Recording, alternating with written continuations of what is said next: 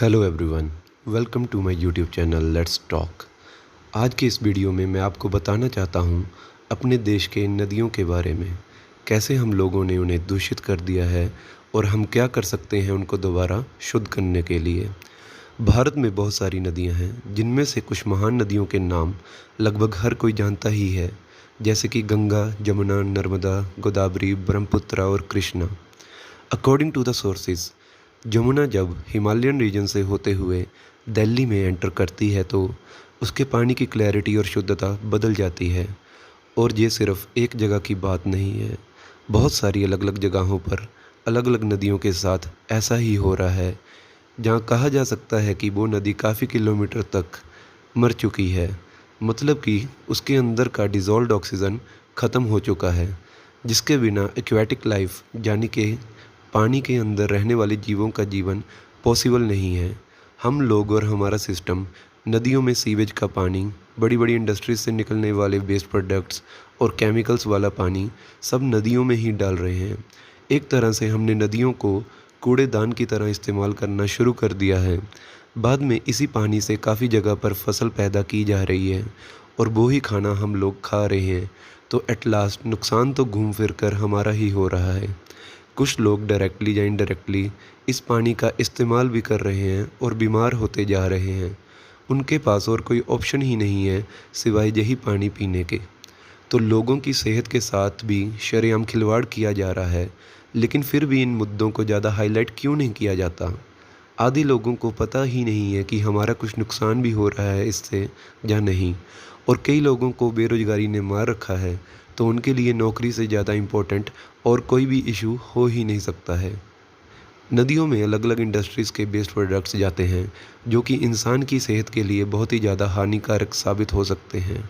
इसके अलावा अपने देश के कुछ शहरों में तो कुछ इंडस्ट्रीज़ ने तो इससे भी खतरनाक काम किया है, और वो है वेस्ट एफिलेंट्स को डायरेक्ट अंडरग्राउंड बोरिंग कर दिया है, जिससे कि जो ग्राउंड वाटर शुद्ध था वो भी दूषित हो गया है।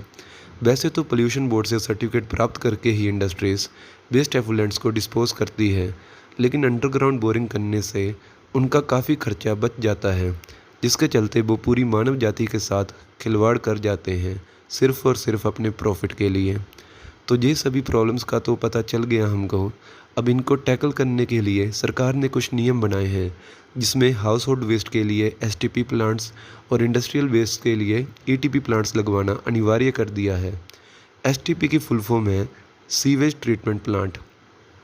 एसटीपी प्लांट कैसे काम करता है वो मैं आपको सरल भाषा में बताने की कोशिश करूँगा। पहले तो जो गंदा पानी आता है उसमें एमएस जाली लगाकर उसमें से कचरे को अलग कर दिया जाता है, जैसे कि प्लास्टिक, लकड़ी और भी बड़े बड़े मटेरियल्स को अलग कर दिया जाता है, ताकि ये चीज़ें मशीन के अंदर ना जा सकें। और काफ़ी सारी कंपनीज़ ये प्लास्टिक वेस्ट ले जाती हैं रिसाइकिल करने के लिए। बाद में पानी को एक टैंक में कलेक्ट कर लिया जाता है। अब गंदे पानी के अंदर ऑयल भी होता है, जिसकी एक अलग लेयर आपको ऊपर में तैरती हुई नज़र आएगी, और टैंक के नीचे स्लज भी सेटल कर जाएगी। तो आगे के प्रोसेस के लिए टैंक के सेंटर में एक पाइप लगाकर बीच का पानी आगे खींच लिया जाता है। ऊपर तैर रहे ऑयल को भी टाइम टू टाइम डिस्पोज करना पड़ता है। अब पानी के अंदर अलग अलग तरह के साल्ट्स, हार्डनेस और काफ़ी इम्प्योरिटीज़ होती हैं। कलेक्शन टैंक के अंदर के इस पानी के अंदर मीडिया डालकर बैक्टीरिया डेवलप किया जाता है। वो बैक्टीरिया इन इम्प्योरिटीज़ को खाना स्टार्ट कर देता है। लगभग 3 महीने लगते हैं बैक्टीरिया डेवलप करने के लिए, और ये बैक्टीरिया मरना नहीं चाहिए। उसकी खुराक इम्प्योर पानी के अंदर ही की सॉल्युबल स्लज ही है, इसलिए इम्प्योर पानी उसको मिलते रहना चाहिए। बाद में पानी क्लैरिफायर के अंदर आ जाता है, और जो सॉल्युबल वेस्ट बैक्टीरिया छोड़ता है वो उसमें कॉनिकल शेप के अंदर नीचे सेटल हो जाते हैं, जिसे टाइम टू टाइम रिमूव किया जाता है। बाद में पानी क्लोरीनेशन टैंक के अंदर चला जाता है, और क्लोरीनेशन करके हार्मफुल बैक्टीरिया को मार दिया जाता है। इसके बाद सैंड फिल्टर्स और कार्बन फिल्टर्स लगे होते हैं। सैंड फिल्टर्स और कार्बन फिल्टर्स के अंदर पानी को प्योर किया जाता है, और जिसमें पानी की स्मेल और कलर चेंज होना स्टार्ट हो जाता है। उसके बाद अल्ट्रा फिल्ट्रेशन भी उसे किया जा सकता है। फिर उस पानी को डायरेक्ट गार्डन्स, फ्लशिंग सिस्टम्स के लिए यूज़ किया जा सकता है, लेकिन पीने के लिए नहीं। इसी तरह इंडस्ट्रीज़ के वेस्ट वाटर को ट्रीट करने के लिए ईटीपी प्लांट्स लगाए जाते हैं। ईटीपी की फुल फॉर्म है एफ्लुएंट ट्रीटमेंट प्लांट्स। इसमें सबसे पहले पानी के पैरामीटर्स देखे जाते हैं कि पानी की पीएच वैल्यू कितनी है। ये केमिकल इंडस्ट्री का वेस्ट है तो पानी एसिडिक होगा, या डाई करने वाली इंडस्ट्री का पानी है, कार वॉशिंग एजेंसीज का वेस्ट है, फार्मास्यूटिकल कंपनी का वेस्ट वाटर है। तो ये सब पैरामीटर्स को देखते हुए अलग अलग ईटीपी प्लांट सेटअप किए जाते हैं। सबसे पहले स्क्रीनिंग की जाती है, फिर आगे कलेक्शन टैंक बनाया जाता है और उसके आगे बैच के लिए एक अलग से चैम्बर बनाया जाता है। कलेक्शन टैंक के आगे टैंक के नीचे एयर पाइपलाइंस बिछाकर पानी की पीएच वैल्यू को 7 तक किया जाता है। उसके बाद पानी को क्लैरिफायर या ट्यूब सेटलर के अंदर ले लिया जाता है। उसके अंदर पानी का फ्लो सेट कर दिया जाता है कैपेसिटी के हिसाब से।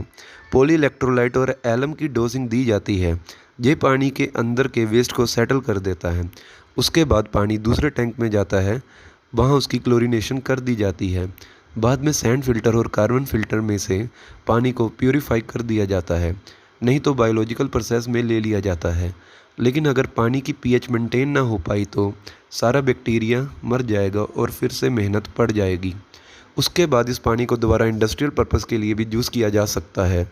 लेकिन according to some sources companies ये खर्चा बचाने के चक्कर में सीधा पानी नदियों में निकाल देती है और कुछ अंडरग्राउंड बोरिंग करके डंप कर देते हैं, जो कि बहुत ही ज़्यादा गलत है। बाकी एसटीपी या डीटीपी के प्रोसेस में मुझे भी ज़्यादा नॉलेज नहीं थी, लेकिन मैंने ये नॉलेज गेन की है अपने पुराने दोस्त और कुलीग की मदद से, जिनका नाम विलक्षण है और वो खुद भी अभी फुल टाइम अपना एसटीपी का काम करते हैं चंडीगढ़ के पास जीरकपुर में। उनका नाम इसलिए मेंशन करना ज़रूरी था मेरे लिए, क्योंकि अगर किसी से कुछ नॉलेज गेन करो तो उनको मेरे हिसाब से उस चीज़ का शुक्रिया अदा भी कर देना चाहिए किसी न किसी तरीके से। बाकी उम्मीद है कि इंडस्ट्रीज़ के ऊपर भी नियम सख्त किए जाएंगे और ज़्यादा से ज़्यादा पानी प्यूरिफाई हो सके, ताकि अपने देश की नदियाँ फिर से जी सकें। अंत में कहूँगा कि जय हिंद।